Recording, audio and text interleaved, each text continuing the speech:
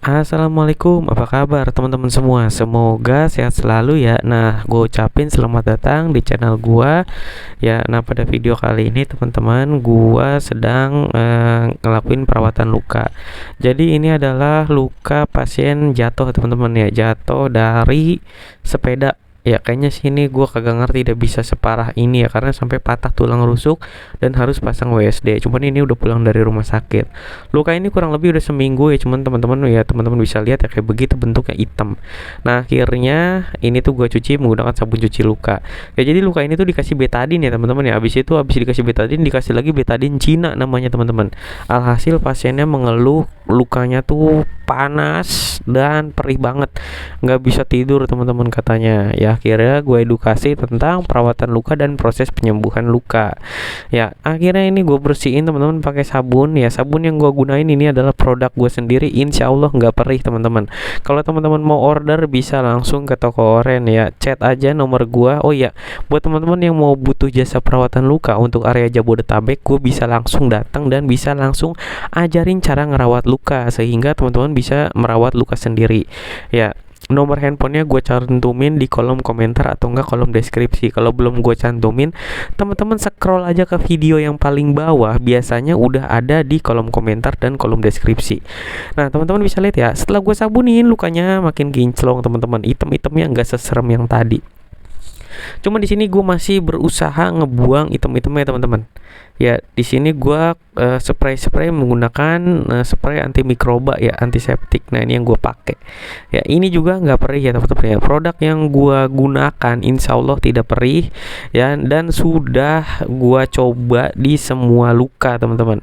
Ya dan banyak pasien yang repeat order ya untuk untuk luka-luka yang besar ya, karena mungkin ya harganya lebih bersahabat dan kualitasnya bukan kaleng-kaleng tentunya.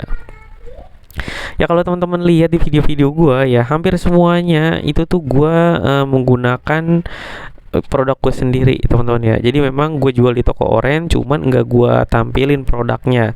Jadi kalau teman-teman mau beli itu harus konsul dulu ke gue, kayak kasarnya supaya tahu dulu lukanya. Karena gini teman-teman, kebanyakan orang itu ngobatin luka yang penting salepnya bagus nih, katanya salepnya bagus, tapi kalau cara perawatannya salah, lu mau pakai salep semahal apapun juga lukanya nggak akan sembuh teman-teman. Serius, gua nggak bohong. Yang penting langkah-langkah dan caranya tuh benar ya. Jadi seperti itu. Nah terus pola makannya, apakah ada gangguan atau enggak di dalam tubuh lu, misalnya ada hipertensi, gula darah dan lain-lain. Aduh sorry, batuk teman-teman. Jadi seperti itu ya teman-teman ya. Jadi luka itu yang bagus warnanya merah teman-teman, seperti ini ya kan. Di sini tuh gua kletek-kletekin ya pelan-pelan pakai pinset teman-teman. Terus banyak banget yang nanya, bang luka itu bagusnya ditutup atau dibuka? Ya bagusnya ditutup ya teman-teman ya. Luka akan cepat sembuh kalau suasananya lembab, tidak boleh kering dan tidak boleh basah, seperti itu ya. Jadi buat teman-teman ya yang mau, bang kalau kita jauh dari abang gimana bang, ya teman-teman bisa konsultasi secara online ya, berbayar seikhlasnya. Jadi gua nggak patok tarif, terserah teman-teman mau bayar berapapun. Kalau teman-teman keterbatasan ekonomi, biaya dan lain-lain, nggak perlu bayar, nggak masalah. Jadinya intinya pasti akan gua tetap layanin, seperti itu ya. Banyak juga yang dari luar pulau atau nggak luar daerah ngelakuin perawatan sendiri dan berhasil ya. Beberapa mungkin teman-teman udah bisa lihat videonya ya, udah banyak yang tayang juga teman-teman di channel ini ya. Teman-teman bisa lihat ya, dari awal ya yang tadinya hitam ya sekarang hitam-hitamnya udah mulai menghilang. Nah yang di bagian bawah ini memang sepertinya agak dalam teman-teman lukanya ya. Di sini tuh gua agak pelan-pelan ya, tuh teman-teman bisa lihat ya, gue sabun-sabunin lagi, kompres antiseptik, spray ya. Nah ini jadi masih gue berusaha buang ya. Kalau luka kita warna hitam keras kering ya, itu biasanya hanya kering di luar teman-teman, dalamnya belum tentu ya. Syukur-syukur dalamnya juga kering, tapi kebanyakan ya luka yang hitam kering biasanya itu mudah berdarah teman-teman ya kan. Ya karena memang dalamnya juga belum sembuh. Beda cerita kalau warnanya pink seperti ini ya, ini kan udah jelas teman-teman ya. Jadi ini jelas lukanya tuh bentuknya seperti apa, nggak kayak tadi kan warnanya hitam serem, kelihatannya banyak banget, kelihatannya parah banget ya. Padahal kalau dibersihin ya ini kan seperti hanya lecet-lecet saja. Ya bukan hanya lecet-lecet aja sih ya, ini sakit juga gitu teman-teman maksudnya. Namanya luka gitu kan. Nah terus buat yang sedang ada luka sebenarnya nggak ada pantangan ya untuk proses penyembuhan luka makan apapun, karena kan kalau zaman dulu katanya jangan makan ikan nanti lukanya benyek, basah, amis segala macam ya. Sekarang di medis itu penelitian udah makin berkembang teman-teman ya, teman-teman bisa akses lewat sosial media, lewat internet, teman-teman cari tahu lah hal apa, makanan apa yang bisa mempercepat penyembuhan luka.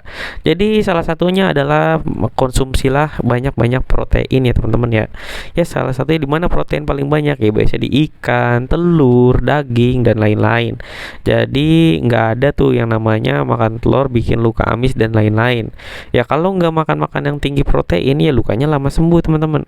Ya misalnya teman-teman makannya mie doang dimakan, apalagi kalau udah diabetes. Ya pokoknya intinya teman-teman ya, faktor penyembuhan luka itu ada beberapa faktor pendukungnya.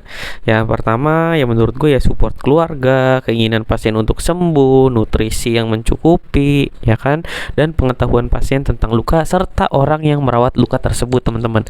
Itu adalah hal yang paling penting. Kenapa? Karena ya gini ya teman-teman, mau ngerawat luka ya terus menggunakan salep, balutan yang semahal apapun, kalau cara ngerawatnya tidak tepat ya biasanya lukanya juga akan melambat sembuhnya, bahkan akan lama gitu proses penyembuhannya. Tapi kalau teman-teman ngerawat lukanya pakai alat yang murah, misalnya salep yang murah lah, yang standar, terus cara ngerawat lukanya bener, ya maka lukanya juga akan sembuh. Karena gue punya pengalaman ya, ada pasien gue katanya ngerawat sendiri, lukanya nggak sembuh-sembuh, padahal dressingnya udah mahal ya kan, kayak serbuk antimikrobial harganya 100.000, foam dressing harganya dia beli 500.000, ya lukanya tidak membaik malah tambah benyek. Ya itu beberapa hal yang pernah gue jumpain. Ya jadi seperti itu teman-teman. Oh iya, buat teman-teman yang butuh jasa perawatan luka untuk area Jabodetabek bisa hubungi gue langsung lewat WA teman-teman. Ya jadi nanti biasanya gue bisa datang ke rumah teman-teman langsung dan mengajarkan langsung ya berbagi cara supaya bisa ngerawat luka sendiri di rumah seperti itu ya. Jadi gue sekali datang biasanya gue ajarin dari A sampai Z, gue jelasin tuh cara proses penyembuhan lukanya seperti apa ya. Karena sebenarnya kalau teman-teman tonton di video gue ya, itu tuh sebenarnya semuanya sama aja ya, dicuci menggunakan sabun cuci luka ya, terus habis itu kompres antiseptik, habis itu kasih salep, kemudian tutup ya, itu aja. Tapi yang teman-teman harus tahu di sini tuh enggak gue tampilkan edukasinya apa teman-teman, karena setiap luka biasanya juga ya beda-beda lah teman-teman ya, dekubit itu seperti apa ya, walaupun cara perawatannya sama, tapi penanganan lebih lanjutnya setelah dibalut ini teman-teman itu ada lagi. Intinya sih seperti itu ya. Gue nggak pernah kasih obat minum ke pasien ya. Biasanya kalau butuh obat gue anjurin ke dokter penyakit dalam ya, kalau diabetes ya, kalau ya rata-rata ke dokter penyakit dalam.